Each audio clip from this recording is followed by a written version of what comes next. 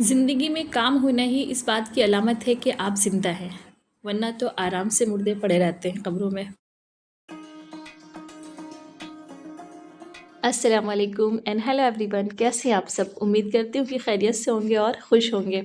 आज काफ़ी दिनों के बाद हम अपनी रूटीन आप लोगों के साथ शेयर कर रहे हैं। ये व्लॉग तो हमने 2-4 दिन पहले ही बना लिया था। हमारे स्कूल में एग्ज़ाम्स हुए थे तो टीचर्स की छुट्टी भी 1 दिन की हुई थी। तो हमने सोचा अपने घर के काम निपटा लेते हैं। तो आज हम धुल रहे हैं गेहूँ। सोचा कि धुल लें वरना फिर बाद में टाइम नहीं मिलता है, संडे को बहुत सारे काम होते हैं और हमें अपनी बेटी का आज सूट भी सिलना है। लेकिन जब मौसम देखा ना तो काफ़ी क्लाउडी क्लाउडी सा था, लेकिन एक उम्मीद थी कि हो सकता है सूरज निकल आए। ये देखिए थोड़ा-सा निकल रहा है, तो अब ये मेरी किस्मत पे डिपेंड करता है। तो खैर गेहूँ धुलने के बाद हम नीचे आए और नीचे आने के बाद अब हम कपड़ा लेकर बैठ गए हैं अपनी लड़की का सूट काटने के लिए। ये नुएरा का सूट है, क्योंकि आजकल वो लंबी हो रही है ना तो उनके जितने भी सूट हैं सब ऊँचे हो गए हैं, तो कुछ पहनने के लिए नहीं रह गया। तो अब जल्दी-जल्दी ना 2-4 सूट इनके हम सिल देंगे। तो कटिंग हो गई, थोड़ी-सी सिलाई की और इतना करते-करते काफ़ी टाइम हो गया था। तो खाने का टाइम हो रहा था तो हमने जल्दी से खिचड़ी बनाई। जब आपके पास टाइम ना हो ना, बहुत बिज़ी हो और ज़िम्मेदारी भी हो कि खाना भी बनाना है, बच्चे क्या खाएँगे, तो सबसे आसान चीज़ जो होती है वो होती है खिचड़ी। और खिचड़ी ना मेरी ये खुशकिस्मती है कि मेरे बच्चे बहुत शौक से खाते हैं। तो हमने उड़द की खिचड़ी यहाँ पे चढ़ा दी जल्दी से और ये सुबह के बर्तन है, हमने दलिया बनाया था नाश्ते में, वो बर्तन साथ ही साथ में धो लेंगे।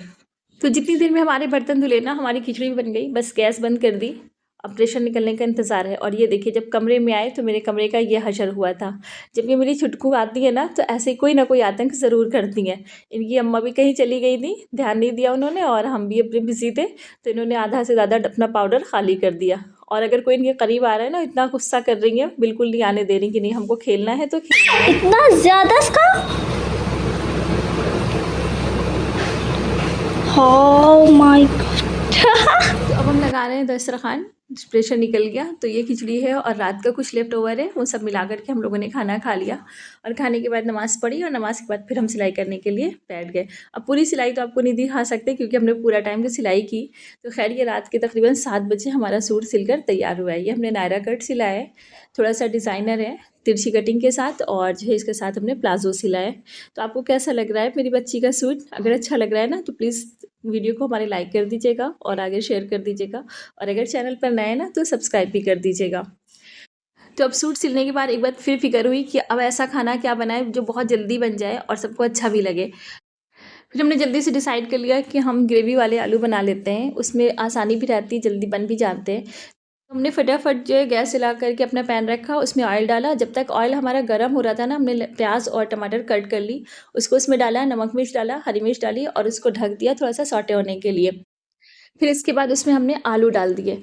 अगर ये आलू नए होते ना तो हम सब साथ में ही डाल देते, हमको अलग से प्याज और टमाटर को सौटे करने की ज़रूरत नहीं थी। लेकिन अब यहाँ पर क्योंकि एक उबाल में आलू हमारे गल जाते हैं, इसलिए थोड़ा सा हमने ऐसा किया। और ये देखिए यहाँ पे जब हमने इसको खोलकर चेक किया है तो हमारे आलू तकरीबन 80% गल गए हैं, 20% बचे हैं। तो इसको हम दूसरी गैस पर रख देंगे धीमी आंच पर, उधर गल जाएंगे और इधर हम अपनी रोटी बनाने की तैयारी कर लेंगे। और उससे भी पहले हम थोड़ी सी ये इमली लेकर के आए थे ना, चटनी बनानी हमें, तो इसको हम धुल करके चढ़ा देंगे ताकि ये बॉयल हो जाए। असल में कल हमारे स्कूल में ना छुट्टी तो है नहीं, हमारे यहाँ एक छोटी सी पार्टी है। हमारी एक टीचर हैं जो बहुत साल से हमारे पढ़ा रही थी, अब उनकी शादी होने वाली है तो वो जा रही हैं, इसलिए उन्हीं के लिए हम लोगों ने एक पार्टी रखी है। तो हर टीचर कुछ ना कुछ बना कर लेकर आएगी, तो मेरे हिस्से में ना आलू की टिक्की आई है, यानी आलू चाट आई है। तो इमली हमने बॉयल होने के लिए रख दी और इधर सब्ज़ी हमारी गल गई। तो इसमें 2-3 आलूओं को हमने मैश कर दिया ताकि ग्रेवी थोड़ी-सी गाढ़ी हो जाए। बिल्कुल पतली-पतली सी ना रहे कि पानी अलग आलू आलू अलग रहे। ऐसा करने से ना अब टेस्टी भी हो जाती है और ग्रेवी भी अच्छी लगती है। और अब हम रोटी बना रहे हैं और ये देखिए दूसरी तरफ हमारी अगर आपको दिख रही है ना तो इमली में बॉयल आ रहे हैं। बस ऐसे ही ये थोड़ी-सी सॉफ्ट हो जाएगी और हम इसे बंद कर देंगे। इमली को ज़्यादा गलाने की ज़रूरत नहीं होती, बस 1-2 उबाल आ जाते हैं ना, बस ये खुद ब खुद सॉफ्ट हो जाती है और इसको हाथ से मैश कर दो तो सारा इसका जो पल्प है वो निकल आता है। तो इसको हमने बंद कर दिया है और अभी रख दिया ठंडा होने के लिए और अभी तो हम रोटियां बना रहे हैं। रोटी बनाने में भी काफ़ी हमको थकन लग रही है। आज हम इतना थक गए हैं सुबह से ना कि बिल्कुल आराम नहीं मिला हमारे जिस्म को, तो एकदम मेरा जिस्म जो है वो जवाब दे रहा है कि बस अब कोई काम नहीं, अब कोई काम नहीं। तो अब हम चटनी नहीं बना पाएंगे, बस रोटियां बनाएंगे, खाना लगाएंगे और खाना खा करके बस चुपचाप सो जाएंगे। तो हम मिलते हैं आपसे सुबह में। तो अब है दूसरा दिन। अभी हमने नाश्ता बना लिया और बच्चों को स्कूल भेज दिया टिफ़िन वगैरह दे करके, और अब हम आते हैं अपने किचन में फिर से, ताकि हम अपनी चाट की तैयारी कर सकें।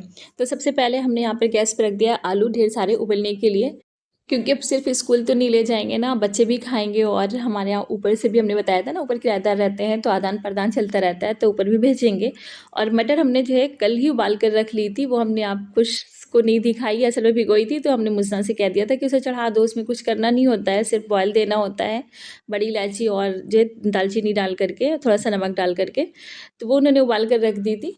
बहुत अच्छी तो नहीं उबली है, लेकिन बहरहाल उबल गई है। तो यहाँ पर हमने आलू उबाल लिए और उनको छील लिया था ठंडा करके, और ये देखिए इसे हाथ से ही हमने मैश कर लिया है। और 2 चम्मच इसमें हमने कॉर्नफ्लोर के डाल दिए हैं और थोड़ा सा नमक डाल दिया है, और इसे अच्छे से मिक्स कर लेंगे।